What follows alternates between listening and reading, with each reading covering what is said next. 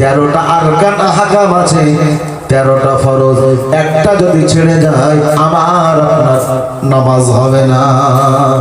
একটা বলুন, এর ভিতরে গোসল হলো শরীর পবিত্র, গোসল আমার আপনার গোসল ফরজ হয়ে গেছে। এই শরীর পবিত্র যদি করতে না পারি, গোসলের 3টা ফরজ আমি আপনি আদায় করতে যদি না পারি, দুনিয়ার যত সাবান মাখি না কেন, লাইফবয় কেন, লাক্স কেন, গ্লিসারিন কেন, ডাব শ্যাম্পু কেন, ডাব সাবান কেন, কাঁচা মেনেও যদি সাবান শ্যাম্পু মাখা হয়, আমার আপনার শরীর পবিত্র তো হবে না। গোসলের যে নিয়ম ফরজ মেনে যদি গোসল করা না হয়, আমার আপনার গোসল হবে না। স্বামী স্ত্রী এক বিছানায় আরামে ঘুমালাম, গোসল জানি না, গোসল হলো না। গোসল না হলে ওযু তোমার হলো না, ওযু না হলে আমার আপনার নামাজ তো হবে না। নামাজে বান্দা যখন দাঁড়ালো, সূরা জানে না, কিরাত জানে না, তাশাহুদ জানে না, দরুদ ইব্রাহিম জানে না, দোয়া মাসুরা জানে না, রুকু তাসবিহ জানে না, সিজদা তাসবিহ জানে না, কিছুই জানে না, শুধুমাত্র দাঁড়িয়ে আছে। এই নামাজ পড়তে দাঁড়িয়ে ডাইনে বাঁয়ে সালাম ফিরিয়েই শুধু মাল চাওয়া শুরু, শুধু সালাম ফিরানোর অপেক্ষা। ও সূরা জানে না, কিরাত জানে না, তাশাহুদ দরুদ কিচ্ছু জানে না, ওজনেই গোসল নেই, এইবার সালাম ফিরিয়ে যা জানলা হয় তোমার নীতি হয় না, না না আমার মাল করে দাও, ছেলে আল্লাহ ছেলের বড় যেন ভালো হয়, দুটো গাড়ি যেন হয়, আল্লাহ বাড়িতে প্লাস্টার করতে পারি, আল্লাহ ফারিস্তার বলছে আল্লাহ পেলারে তো আসতি দাও। ওর মজা দেখাচ্ছে, মাল ছাড়া ছাড়া বানানি নামাজ হলো খেয়াল নেই, ওজনেই গোসল নেই, সূরা নেই, কিরাত নেই। এই নামাজ আমাকে আপনাকে দূরে সরিয়ে রাখতে পারে।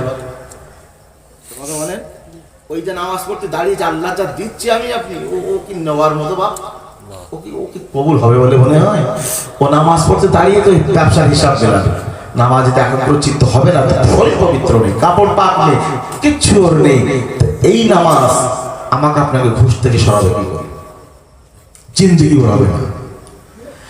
আমি আপনি যদি মনে করি সুদ ছাড়বো নামাজ আসবো, হবে না। ঘুষ ছাড়বো নামাজ আসবো, হবে না। আমি আপনি মিথ্যা ছাড়বো নামাজ আসবো, হবে না। নামাজ এমন একটা ইবাদত, বান্দা আগে নামাজে এসো, নামাজের মতো নামাজ বান্দা বান্দি যদি পড়তে পারে, এই নামাজ সমস্ত খারাপ থেকে দূরে সরিয়ে রাখবে। বান্দা যদি নামাজের মতো নামাজ পড়তে পারে,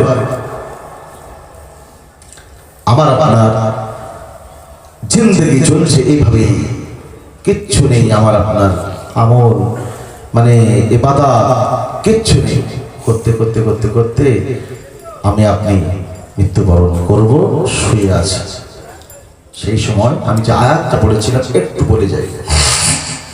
আল্লাহ পাক বললেন, বান্দা ইন্নাল্লাযীনা ক্বালু, নিশ্চয়ই যারা বলে আমাদের রব বলেন আল্লাহ, সুম্মাস্তাকামু, বান্দা রবকে রব বলে স্বীকার করার পরে, আল্লাহকে আল্লাহ বলে মানার পরে, বান্দা যখন সুম্মাস্তাকামু এই কথার প্রতি বান্দা যখন অটল অবিচল থাকে, আল্লাহ পাক বললেন, বান্দা 60 70 80 100 বছর জীবন পার করে এসেছো, বান্দা রবকে রব বলে স্বীকার করার পরে ওই কথার প্রতি অটল অবিচল থেকে জীবনের শেষ ছায়া যখন চলে এসেছো, বান্দা মরণের টাইমে আমি আল্লাহ তোমাকে একা ছেড়ে দেব না। বান্দা আমাকে যখন তুমি ভুলে যাওনি, আমি আল্লাহ তোমাদের ভুলে যাব না। বান্দা আল্লাহ পাক বললেন, বান্দা তাতানাজ্জালু আলাইহিমুল মালায়েকা, আল্লাহ পাক বললেন, বান্দা তোরা যখন আমাকে ভুলে যাসনি, ওই সময় আসমান থেকে বিরাট সংখ্যক ফেরেশতা বাহিনী আমি আল্লাহ পাক তোদের কাছে পাঠিয়ে দেব।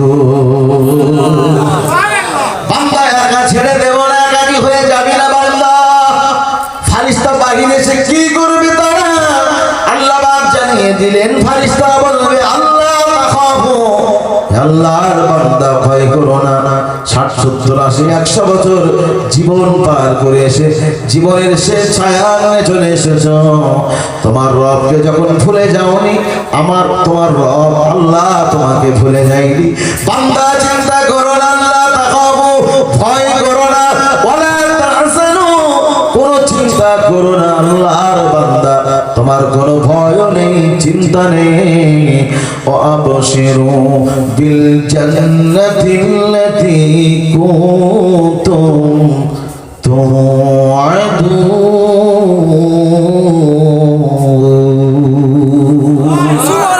সেই সময় আল্লাহ পাকের ফারিস্তারা জান্নাতের সুসংবাদ শোনায়। সুবহানাল্লাহ বলবেন না? আচ্ছা, এই মুসলমানি দেওয়ার সময় আগে দিত হাজাম, তাই না ভাই? হাজাম দিত না? হাজাম গ্রামে ঢুকলি বলে ছেড়ে বেরিয়ে সব পালাতো। আমরা ছোটবেলায় দেখেছি, আমাদের যখন হয়নি তখন আর যাদের দিদি আসতো হাজাম দেখতে নিবি দৌড়ে এলাকায় আর থাকে না ছেড়ে গেলে। এবারে হাজাম যারে দিত মুসলমানি যখন দেয় তখন আবার জিজ্ঞাসা করতো, আমাদের এলাকার হাজামদের কথা বলছি, ওরা খুব রসিক মানুষ হাজাম যারা, জিজ্ঞাসা করে মোরগে কটা ডিম পাড়ে বলতো? মোরগ তো ডিম পাড়ে না। বলে ঘোড়ার ডিম কেরাম বললেন দেখি, ঘোড়ার ডিম হয় না? মানে ওর সঙ্গে খেলায় যেন মেতে যায়, ওর মন মাইন্ডটাকে ঘুরিয়ে দেওয়ার চেষ্টা করে। আবার ওর পাম্পটি যা দেওয়ার হাওয়া মারা সব মারে। ইচ্ছা শক্তি না মোটেও লাগে না, দেখবি এই চিমটি কাঠ কোথায় লাগবে না। বলে আবার চিমটি কাটবে হাজার হাতে কাটবে, এই লাগে না, ও তো পামে ফুলে পড়েছে তখন, তারপর পায়ে কাটে লাগে করতে করতে জায়গা মতো চিমটি কাটে লাগে না। এই করতে করতে বলো হাজার খুশ করে বলে চামড়া কেটে নাই বলে, ওর মধ্যে বলে কাজ সেরে যায়, ঠিক না? মানে এই ওর মাইন্ডটাকে ঘুরিয়ে দিয়ে মানে কথা বলতে বলতে ওর মধ্যে কাজ সারা হয়ে যায়। ওর লাগে বটে কিন্তু অনুভব এটা বুঝতে পারে। আল্লাহ পাক বললে বান্দা এই মৌতের জাগানদানি সত্য হবেই হবে, মৌতের কষ্ট হবেই হবে, কিন্তু নেককার বান্দা যারা আল্লাহ পাকের বান্দার জান যখন কবজ করা হবে সেই সময় ওর কাছে এই জান কবজের যন্ত্রণা থেকেও জান্নাতের সুসংবাদটাই হলো ওর কাছে দামি। সুবহানাল্লাহ বলবেন না? জান্নাতের সুসংবাদ দেওয়া হবে, এর মধ্যে জান কবজ হয়ে যাবে, ও বান্দার কোনো খবর রাখবে না। এই ঠান্ডার সময় এখন ধরেন বাড়ি যেতে যেতে কারোর একটা পার নখ উল্টে গেছে, এই পার নখ আছে না, ধরেন নখ যদি একটা উল্টে যায় এই ঠান্ডার সময় কিরম লাগবে বলেন? লাগবে না? তখন যারা ভাবতে মারে যা করার করছে, তখন যদি কেউ এসে বলে এই তোরে খুঁজছিলাম, খুঁজে খুঁজে পাচ্ছি না, তোর শ্বশুর বাড়িতে জমি বিক্রি আমার কাছে 2 লাখ টাকা পাঠিয়ে দিয়েছে, তোরে আমি খুঁজে পাচ্ছি না।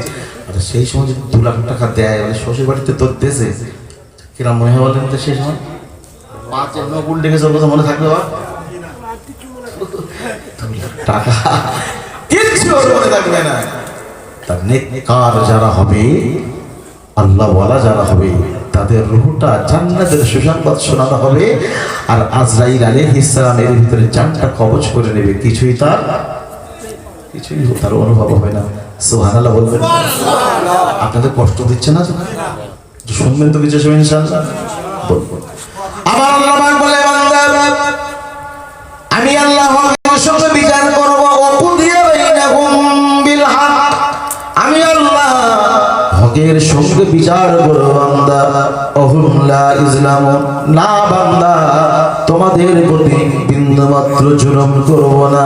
বান্দা যেমন মনে কি অর্জন করেছো তার বদলাটা আমি আল্লাহ দেব। যেমন গুনাহ করেছো বান্দা, গুনার বদলাটাও কিয়ামতের দিন আমি আল্লাহ পাক দেব। প্রত্যেকের বদলা হবে, কিন্তু প্রত্যেকের। বড় গরু ছোট গরুকে গুতিয়েছে, বাছুর গরুকে কিয়ামতের দিন আল্লাহ দুটোকে জীবিত করবে। ছোট গরুরা বলবে তোর যতটা গুতিয়েছিল গুতিয়ে নে, গুতানোর পরে আবার শেষ হয়ে যাবে, ওদের কিন্তু শেষ। আমরা যারা মানুষ আমাদেরকে তুলে আল্লাহ চুল চুল চুল চেরা বিচার হবে, কোথায় কার ফাঁকি দিয়েছি, কি করেছি। পৃথিবীর মানুষ খবর রাখে না, আল্লাহ জানে কি জানে না। দুনিয়ার মানুষের চোখ আড়াল করেছে, আল্লাহ চোখ আড়াল করতে পেরেছে? কোনো লাইন নাই। লোকমান হাকিম রহমাতুল্লাহ আলাইহি মৃত্যু সজ্জায় ছেলেদের ডেকেছেন, বাবা কোরআন আল্লাহ নোট করেছেন, দেখে কিছু নসিহত করছেন। ইয়া বুনাইয়া, আমার ছেলেরা আকিমিস সালাত, নামাজ কায়েম করো বাবা। ওয়া আমর বিল মারুফ, সৎ কাজের আদেশ করবা, ওয়া নাহা আনিল মুনকার, অসৎ কাজের নিষেধ করবা, আসবির আলা মা আসাবা, বিপদ মুসিবতের ধৈর্য অবলম্বন করবা। আমাদের বাপ দাদা যখন মারা যায়, ছেলে নাতি পুত্রদের ডেকে কিছু বলে যায়, কোন ব্যাংকে কত টাকা কোথায় কি আছে না আছে বলে যাওয়ার চেষ্টা করে। লোকমান হাকিম রাহমাতুল্লাহ আলাইহি ছেলেদেরকে এই নসিহত করছেন। করেই আবার লোকমান হাকিম রাহমাতুল্লাহ আলাইহি বলছেন, বাবা নামাজ পড়ে পড়ে শুনবা, ইয়া বুনাইয়া, আমার পরিচার টুকরা ছেলে, ইন্নাহা ইন তাকু মিসকাল হাববাতিন মিন খারদালিন ফাতাকুন ফি সাখরাতিন আও ফিস সামাওয়াতি আও ফিল আরদি ইয়াতি বিহাল্লাহ। লোকমান হাকিম রাহমাতুল্লাহ আলাইহি বলছে, বাবা এ বাবা ছেলেরা নামাজ পড়ে পড়ে শুনবা, আল্লাহর জন্য নামাজ পড়বি, সৎ কাজের আদেশ অসৎ কাজের নিষেধ যা করবি বাবা, এ রব আল্লাহকে আগে চেন, তারপরে তুই নামাজ পড়বি। রবটা কেমন? লোকমান হাকিম রাহমাতুল্লাহ আলাইহি বললেন, খরদাল মানে সরিষার দানা, খরদাল মানে সরিষার দানা, আর হাব্বাতুল মানে হলো টুকরা।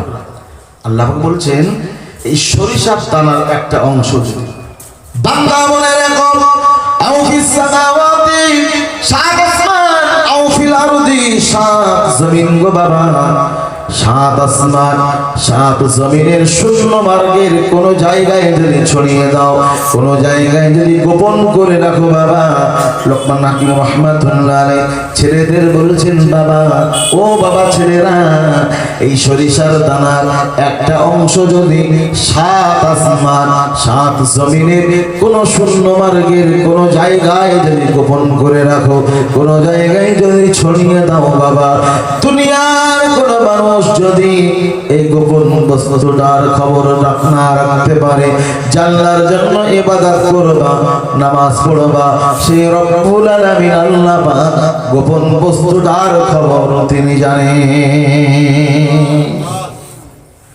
কোথায় তাস পিটিয়েছো, কখন লটারি কেটেছো, কোথায় মদ পান করেছো, কোথায় মিথ্যা বলেছো, কোথায় কাকে ফাঁকি দিয়েছো, বউকে পিটিয়েছো কি বাপকে গালি দিয়েছো কি মাকে গালি দিয়েছো, দুনিয়ার মানুষের চোখ আড়াল করতে পেরেছো, আল্লাহ চোখ আড়াল করা যাবে? বা কোনো আড়াল করা যাবে না, কিচ্ছু করা নেই। চলতে চলতে জীবন ফিরিয়ে যাবে, কিন্তু রবের উপরে আল্লাহ বলছেন, লা তাকনাতু মির রাহমাতিল্লাহ, আমার রহমত থেকে তোরা নিরাশ হয়ে যাচ্ছিস, গুনাহ করেছিস হয়ে গেছে, আমার রহমত থেকে নিরাশ হবি না। সেই যুবকের কথা মনে আসতে পারে, এখানে কিছু বলেন না কেন?